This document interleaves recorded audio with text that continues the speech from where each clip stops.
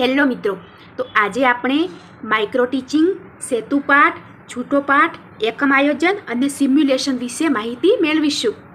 આ તમારે પદ્ધતિશાસ્ત્રમાં ઉપયોગી છે. તો સૌથી પહેલાં આપણે જોઈએ કે માઇક્રો ટીચિંગ. માઇક્રો ટીચિંગ એટલે કે સૂક્ષ્મ અધ્યાપન, તેને માઇક્રો લેસન પણ કહે છે. માઇક્રો ટીચિંગની અંદર કોઈ પણ એક કૌશલ્ય વિશે માહિતી આપવામાં આવે છે. તેનો સમયગાળો છે 36 મિનિટ અને જેમાં શિક્ષણ કાર્યને 6 મિનિટ આપવામાં આવે છે. જ્યારે માઇક્રો ટીચિંગ છે એ એક કૃત્રિમ વર્ગખંડમાં લેવામાં આવે છે અને તેમાં તાલીમાર્થીઓ સામે આપણે માઇક્રો ટીચિંગ આપવાના હોય છે. આપણે જેવું માઇક્રો ટીચિંગ આપીએ તેના પછી આપણે સેતુ પાઠ આવે છે. સેતુ પાઠ એટલે કે બ્રિજ લેસન. તો તેમાં 3 થી 4 કૌશલ્યો શીખવામાં આવે છે અને તેનો સમય 15 થી 20 મિનિટનો હોય છે. અને સેતુ પાઠ પછી આપણે ડાયરેક્ટ છૂટા પાઠ આપવામાં આવે છે. એને પહેલાં જે સેતુ પાઠ છે તે પણ આપણે કૃત્રિમ વર્ગખંડમાં આપવાનો હોય છે અને તેમાં પણ આપણી સામે તાલીમાર્થી મિત્રો જોવે છે. અને હવે છૂટો પાઠ, છૂટા પાઠને મેક્રો લેસન કહેવાય અથવા સ્ટે લેસન. આ છૂટા પાઠની અંદર પદ્ધતિ અને કૌશલ્ય બંને ભણાવવામાં આવે છે અને તેમાં કોઈ પણ એક વિષયાંગ અથવા કોઈ પણ એક ટોપિક વિશે આપણે ભણાવવાનું હોય છે અને તેનો સમય છે 35 મિનિટ.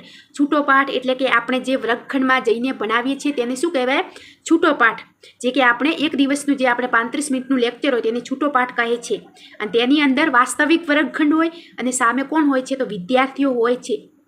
અને માઇક્રો ટીચિંગ અને છૂટા પાઠને જોડતું હોય છે સેતુ પાઠ એટલે કે બ્રિજ લેસન. તે પણ તમારે યાદ રાખવાનું. અને છૂટા પાઠ પછી આવે છે કે એકમ આયોજન.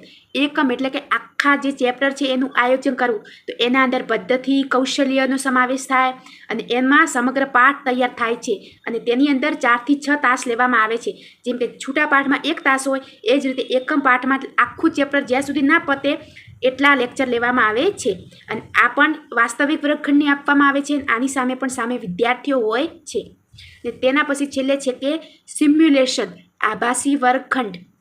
તો જે સિમ્યુલેશન છે એમાં પદ્ધતિ પર ફોકસ કરવામાં આવે છે. એનો સમય છે 12 મિનિટ. તમને ઘણીવાર પરીક્ષામાં પૂછાય કે સિમ્યુલેશનનો સમય કેટલો? તો 12 મિનિટ. ક્યારેક જો MCQમાં પૂછાય તો 14 મિનિટ આપેલું હોય તો પણ તે આપણે ટીક કરવાનું. કેમ? કારણ કે 12 મિનિટની આજુબાજુ જ આપણે સમય લખવાનો. અને સિમ્યુલેશનની અંદર પણ સામે કોણ હોય છે? તો તાલીમાર્થી મિત્રો હોય છે. તો બસ મારે તમારે આજે આટલું જ સમજાવવાનું હતું કે માઇક્રો ટીચિંગ, સેતુ પાઠ, છૂટો પાઠ, એકમ આયોજન અને સિમ્યુલેશન કોને કહેવાય. જો આના ઉપરથી પરીક્ષામાં પૂછાય તો હવે તમે આના આધારે લખી શકશો. તમને વિડીયો કેવો લાગ્યો તે મને કોમેન્ટ બોક્સમાં જરૂર જણાવજો.